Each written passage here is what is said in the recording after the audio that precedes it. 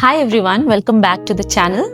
For those of you who are new here, I am Anu from Meraki Homes and we are a home interior design studio based out of Hyderabad. So today's topic and today's video is extremely important, especially for the homeowners who have bought a new home and are looking to get their home interior design done. So why I've chosen this topic today is because through my experience, I've seen that, the homeowners who are looking to get their home interior design done, they have multiple options these days out there. So, unfortunately, in this interior design field, there's a lot of vendors, a lot of companies, a lot of, freelancers, a lot of people are doing this work. And due to which, there are multiple types of processes, multiple types of costings. Basically, the market is very unorganized, and that leads to the confusion that the homeowners face in order to make a decision and how to go about this whole process. So do watch this video till the end, because trust me, it's going to help you out and it's going to save a lot of your time and is also going to save you from a lot of stress that you might go through in this process. So let's begin. I'll just stepwise explain how exactly an interior design project works and what are the key points that a homeowner should keep in mind and should be careful about while making the decisions and while executing their interior design project. So first and foremost, the first thing is timelines. So there are basically two types of timelines in an interior design project that you will have. One is the project timeline, which means the duration of the entire project. And second, there is a payment timeline that you will basically get from your interior designer or the company that you go for the interior design of your home. So first thing, the project timeline. When you are planning to get your home interiors done, you should have ample time in your hand. So for example, you have to, once you're planning to shift, once you have a date or a time fixed when you want to move in your house, from there you have to keep at least 6 months in your hands for the design and execution of the entire house. So don't waste this time, but keep this 6 months, properly for the complete design and execution. And rather than wasting the time in design mode, keep it balanced and break up the timeline properly. It includes the timeline where you need to research and finalize your designer or your company, and then your design phase comes and then the execution. So the key point here is that 6 months before your move-in date, you should be ready to start your interior design project from beginning. The second timeline that I was talking about is the payment timeline. So whenever you reach out to a designer or a firm, they will initially only, let you know, or even if they don't, you should ask them and get the timelines of the payments that you need to make throughout the project. Once you know about these timelines, these may differ from, designer to designer and company to company. Everybody has their own, format of collecting the payments, but one thing will be common. There will be a small percentage that they will collect initially before beginning the project, and there is the biggest chunk that they will collect right before the execution starts. So some of the firms might ask you for half of the project value before starting the execution. Some might even ask you for 100% of the project value before execution. So the point here is that no one is wrong, there's nothing wrong with it, and it is their own company policy. Everybody has their own process that they have designed in order to work smoothly. So whichever company you are going with, trust their process, trust their timelines and their project steps, and follow them properly. What I mean is that you have to understand the process beforehand, and then you have to follow it properly so that you don't waste your time as well as your designer's time. So if you have a question, if you have a doubt about the payment timelines, clarify it beforehand, before onboarding with the company or the designer, so that there is no hassle after you onboard with them. And do not delay the payments. Once you know that at what stage you need to pay what percentage of the project value, make the payments timely. Why? Because that kind of creates a delay in terms of, material deliveries, in terms of, project timelines also, the time might get delayed. So in order to let the project go on smoothly, you should follow the timelines and do the payments on time. So next we will talk about the project value or the budget of the project, which is a very crucial factor in a home interior design project. So homeowners, you should basically plan your financials and your budgeting beforehand. Even before reaching out to a designer, you should, plan your financials and prepare a range. Are you fixed on a particular amount? Are you flexible? So ask questions to yourselves. What type of designs, what types of materials do you prefer? And based on that, you plan your budget or your financial range. It's better to be flexible because home interiors is something where, there are changes at every stage. So the pro tip here is that be flexible with your budget. And the biggest question, what exactly would be the minimum budget that you need to go for a proper home interior design? It is very simple. You need to be prepared to spend at least 10 to 15% of your property value. So whatever is the present price of your property, you should consider 10 to 15% of that, which is the minimum that you need when you want to go for a proper home interior design, which is functional as well as aesthetics. So now once you have planned your budget or the project value, the next step is to reach out to a designer or a firm and to onboard with one of them. So when you reach out to the firm or the designer, basically you should be open and you should share with them what exactly is your budget or the financial range that you're looking for.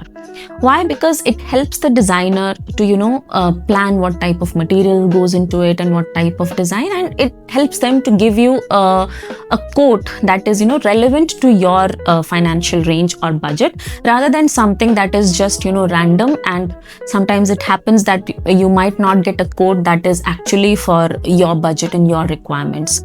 This also matters because different materials will have different pricing.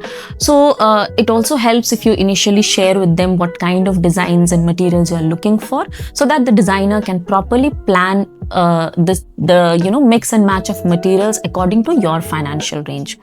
So sharing your budget or the financial range is important to whoever the designer or the firm that you're reaching out to, so that you both are on the same page and you get a realistic quote rather than a random quote.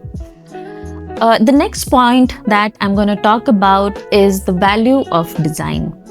So whenever you reach out to a designer, they will help you come up with designs and creative ideas of creating your dream home.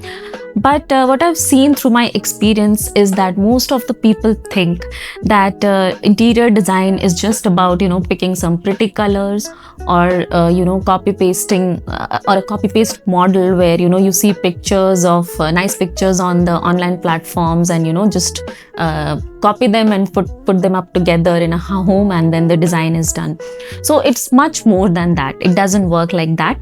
So my suggestion is that always go with a person who is qualified to do this job. It is very important, because a good designer who is qualified to do the work and has that kind of skill will look into your requirements, will take the list of your requirements properly, and then your personality, your choices, your lifestyle, your hobbies, and things that you really want. They will combine all these things along with the functionality of the house, which is very important because you have to live in that place on a daily basis, and it has to be very ergonomic, very functional, and utility wise also highly efficient. So a good designer's job is to combine these two and create a balance between functionality as well as aesthetics, so that the home basically reflects you. So when there is a designer, and the design part is very important, what I mean to say, it's not something that can simply be executed. A lot of times people come up and they say that I know what I want, so you can simply just execute it in my home, just start the work. It doesn't work that way. There is a proper design phase that goes into it and which is required, so that you get a home that is very functional, efficient, as well as aesthetics and reflects you. So never overlook the design part, and always value the design part of the project. It's basically the most important, I would say, the pillar of a home interior design project basically. The next point or the next step that comes up in the project is the estimates or the quotations. So when you reach out to a designer, you will first definitely expect an initial estimate or a quotation from them. So for that, you need to share your floor plan with them, and your requirement in terms of usage wise, like which room or which space, how you want to use. So based on that, the designer will come up with an initial estimate.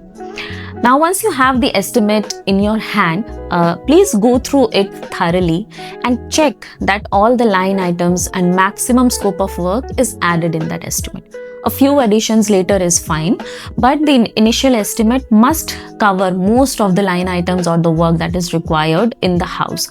For example, an interior design project has multiple elements or factors to it. For example, there's false ceiling, there's wiring, there's lighting, there's woodwork, there's paint work, polish work, from electrical to plumbing to furnishing, flooring, wallpapers, wall decor, loose furniture. So just check that what all is included in the estimate and try to see that most of the items are covered, then it's good for you.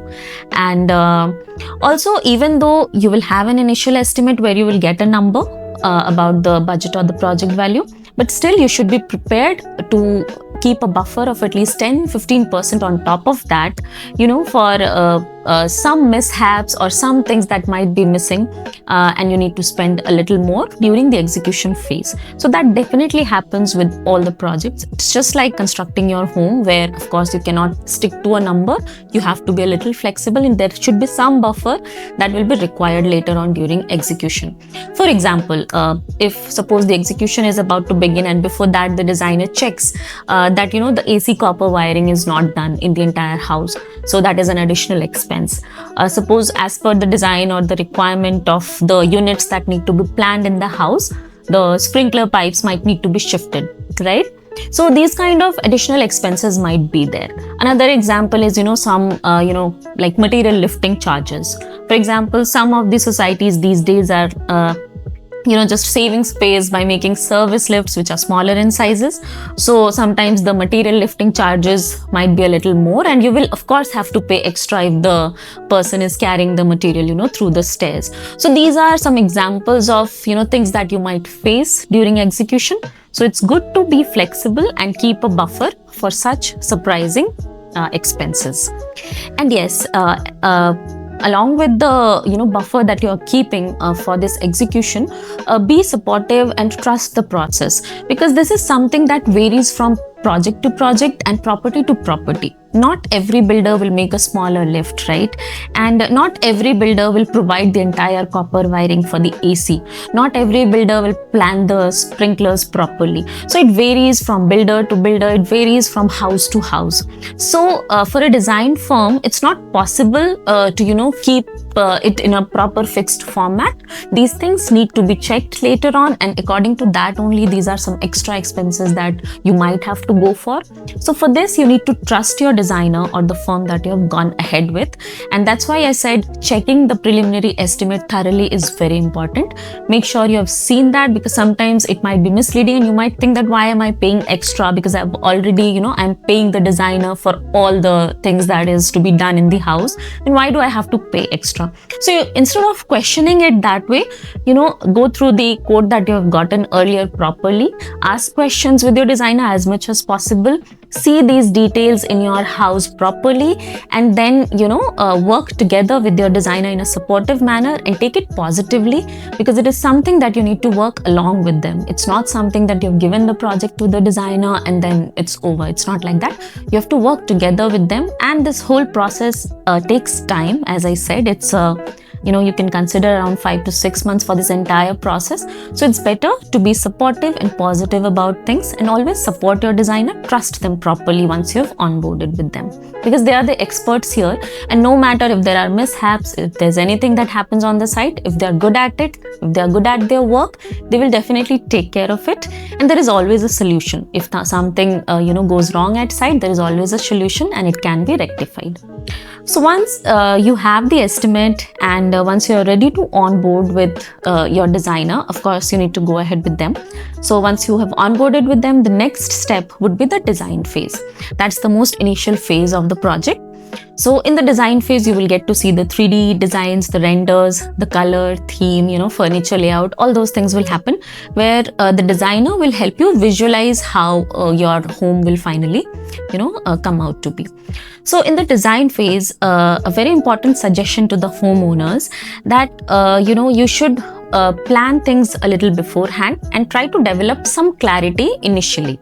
What happens is that often homeowners who come in on board with us also, it seems that they're not clear as to what they want.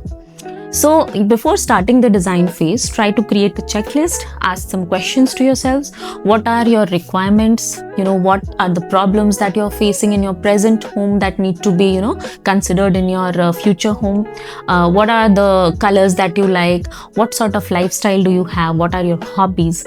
And very important, what exactly is something that is nice to have and what exactly is something that is, a need-based thing. Basically, what is essential and what is aspirational. So for example, more storage can be a necessity for you, and maybe a reading nook could be something that is nice to have and something that is aspirational. So make a checklist of what all you want and try to ask questions to yourself so that you develop some clarity, and hence it will be easier for you to communicate your requirements with the designer, and it makes the designer's job easier, and the outcome will come out to be perfect. So that's about the design thing. And a very important thing that these days we are facing with a lot of homeowners is the Pinterest trap. While these platforms like Pinterest and Instagram are just amazing and great for inspiration, but these sometimes lead to a lot of confusion and chaos. So when you're browsing through these pages, everybody does that, you browse through these endless pictures on these platforms and you think that, okay, I want this kind of design in my home. But see, these pictures are something that are visually very appealing, but you need to consider your requirement, your lifestyle while thinking about getting that kind of design done. For example, a Scandinavian home or a European style home might not be a perfect fit for a home in India. Why? Because of certain things like the lifestyle, the weather, the dimensions of the house, or the maintenance factor. Will you be able to maintain that kind of a home? So that kind of questions you need to ask yourself and then come up with the kind of theme and designs that you're looking for. So it's very important that when you're planning the designs and requirements, it should be as per your choice. Do not see things here and there, also others' houses. You should not just see that I saw this in somebody's house, so I want exactly like that. No, just try to leave it to your designer. They will come up with nice ideas. You have to just communicate your requirement and your choice with them clearly so that they come up with something that is completely customized and personalized for you. Because it is something that you need to live with, on a daily basis, and something that should reflect you. Next comes the final stage of the project, which is the execution part. Now, this is a stage which is the final part where the work has to be done by the people who are working on the project. You have to take all the decisions and calls before the stage starts. So very important to decide on things, before the execution starts. So rather than getting confused later when the things come up in the house, try to get all the details from your designer before the execution starts. For example, what would be your wardrobe internals, what would be the sizes of the cabinets, what is the spacing that is left around, and multiple other things like the materials, colors. So all these things need to be finalized before starting execution in order for the people who are working on the project to run the project smoothly. What happens is that in an interior design project, there are, multiple people, types of people who will be working in one house. For example, there'll be a carpenter working, there'll be a painter working, there'll be a false ceiling person, electrician, plumber. So it's a teamwork where a lot of people come together and work on one single project. So execution is something where, there could be communication gaps, and that's why it's better to have all the decisions made earlier so that the designer can prepare the drawings and specifications can be communicated clearly to all of them. And then this makes the project run smoothly. So that's how basically, all of these people come together and make your dream home come true. And that's why experts like us are there, to help you design and execute your dream home. So I hope I was able to explain the entire process properly today to the homeowners, and I hope this video is helpful for whenever you're going to come, go for your new home interior design. If there are any doubts, any other questions that you might have related to getting your home interiors done, do come back to me in the comments section, and I will definitely get back to you with the answers. And do not forget to like, subscribe and share this video because it could help someone. Thank you so much.